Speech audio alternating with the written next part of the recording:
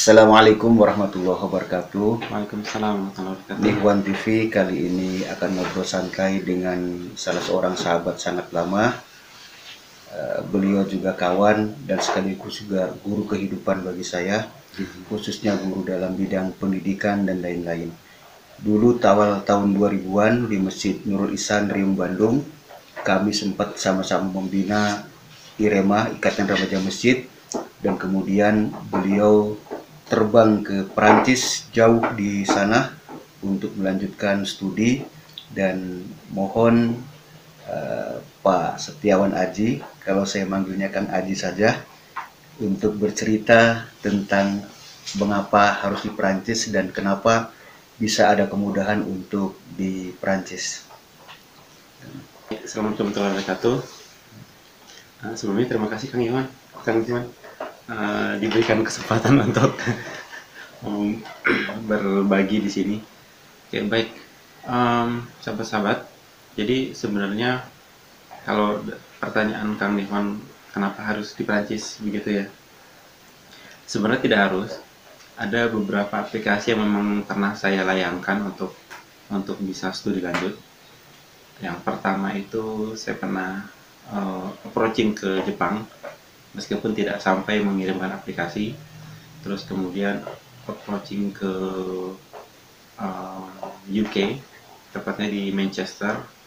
Sampai-sampai istri saya menduga ini gara-gara supaya bisa nonton Manchester United ini, gitu kan. Terus kemudian approaching ke Jerman, ke Karlsruhe. Kemudian approaching juga selain ke Jepang, UK dan Jerman, ke dua negara lain yaitu Swiss dan Prancis. Nah, alhamdulillah yang menerima itu Swiss dan Prancis. Lalu kemudian kenapa akhirnya saya memilih Prancis? Pertama, saya mencoba belajar dua bahasa itu. Saya belajar bahasa Jerman, kemudian saya juga belajar bahasa Prancis. Dan setelah mempelajari dua bahasa itu, saya menyimpulkan bahwa bahasa Prancis itu lebih mudah. Karena salah satu syarat untuk bisa saya diterima, tapi dengan syarat bahwa saya harus menguasai bahasa lokal mereka. Nah, universitas yang di Jerman meminta saya, di Swiss meminta saya bisa menguasai bahasa Jerman sampai level B2. Sedangkan universitas yang di Prancis meminta saya bisa menguasai bahasa Prancis sampai level B1, gitu kan. Pertama, bahasa Prancis lebih mudah. Kedua, level yang mereka minta untuk bisa mulai kuliah itu lebih rendah. Sehingga akhirnya saya memilih ke Prancis. Seperti itu kan. Jadi memang saya approach ke beberapa negara itu, tapi memang yang paling mudah dalam menerima saya adalah memang yang dari Prancis, sehingga akhirnya saya ke Prancis. Tapi memang negara-negara itu adalah negara-negara yang saya pilih, gitu kan. Saya tidak mengirim ke Belanda, saya juga tidak mengirim ke Spanyol, karena memang saya melihat Prancis itu memang secara sejarah dan kulturnya itu begitu kuat di Eropa. Saat ini negara yang sangat kuat di Uni Eropa itu memang ada dua, Jerman dan Prancis. Sebenarnya sasaran utama tadinya Jerman, karena bagaimanapun faktor Habibie. Ya, jadi dan bidang saya teknik. Jadi hampir semua orang Indonesia, tidak semua sih, tapi kebanyakan ketika mereka menuju ke Eropa bidang teknologi, yang mereka sasar itu adalah Jerman. Kebetulan saya juga punya sepupu yang tinggal di sana, menikah dengan orang sana, sehingga makanya saya sempat memilih Jerman. Tapi saya tidak mendapatkan penerimaan dari Jerman, sehingga akhirnya saya menyasar dua tempat lain, Swiss dan Prancis. Jenjang studi apa itu kan? S2, S3? Ya, S2. Ini dimulai dari S2. S2. Waktu itu memang mulai bergerilya untuk mencari universitas di luar negeri itu memang jenjang S2 seperti itu. Dan STJ itu hanya ngikutin aja. Berarti tesisnya bahasa Prancis. Em, tesisnya tesisnya tidak dalam bahasa Prancis, tesisnya dalam bahasa Inggris. Tapi memang perkuliahan sehari-hari dalam bahasa Prancis. Disertasinya juga bahasa Inggris ya. Disertasi juga bahasa Inggris. Wah, mantap nih. Kan mohon diceritakan, mungkin kan kita boleh jadi minoritas lah untuk umat Islam di Prancis. Kira-kira toleransi umat beragama di sana bagaimana itu kan?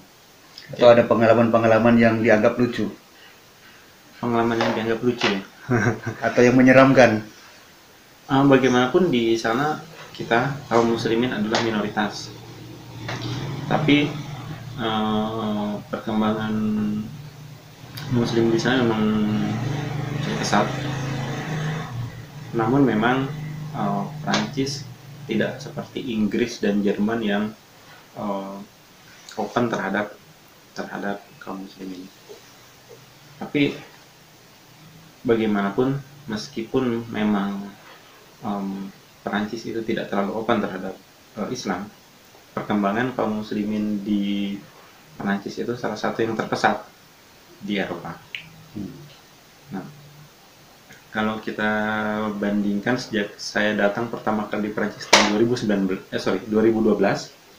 kemudian ya sampai saya di sana sampai akhir 2019 kemarin, setengah tahun yang lalu, itu memang terlihat sekali perbedaannya. Pertama misalnya dari produk-produk makanan halal yang disediakan di supermarket, terus kemudian ya setiap misalnya di bulan Ramadan itu berbeda. Nah, produk-produk halal aja misalnya. Waktu saya datang tahun 2012 di dekat tempat tinggal saya itu, di tempat saya ada satu supermarket besar di sana, tapi dia tidak menyediakan produk halal. Sehingga untuk mencari produk halal saya harus ke supermarket besar lain yang lumayan agak jauh tempatnya, seperti itu.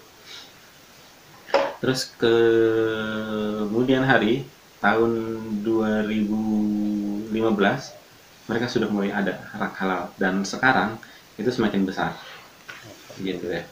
Terus kemudian di di bulan Ramadan dulu biasanya tahun 2012 2013 itu tidak ada tidak ada hal-hal yang menunjukkan bahwa kita ada di bulan Ramadan lah, gitu kan.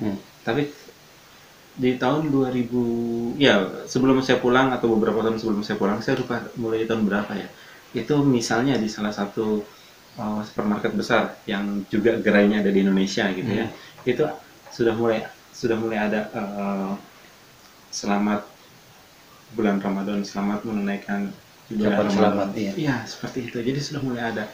Terus teman-teman di lab juga yang non muslim, mereka tahu pada, oh ini bulan Ramadan gitu, kamu nggak makan kan berarti gitu kan, dan sebagainya. Seperti itu. Mereka sudah tahu. Jadi sekarang dan dulu itu bedanya memang luar biasa jauh. Waktu saya master, lab saya pernah mengadakan barbecue, saya cuma bisa nonton. Pertama, karena mereka lakukan itu di bulan Ramadan. Kedua, dagingnya pun tidak halal, gitu kan. Dan sejak tahun 2016 ketika lab saya ngadain barbecue, mereka tidak mengadakan di bulan Ramadan, karena waktu itu bulan Ramadan pas musim panas kan. Yang namanya barbekyuan, pesta-pesta di taman itu biasanya dilakukan di musim panas, karena memang musim panas waktunya mereka untuk keluar, gitu kan. Nah, di tahun 2016 tidak dilakukan di bulan Ramadan dan dagingnya sudah halal. Jadi saya dan teman-teman muslim juga sudah tidak cuma nonton barbekyuan aja, tapi juga ikut makan bersama teman-teman, seperti itu.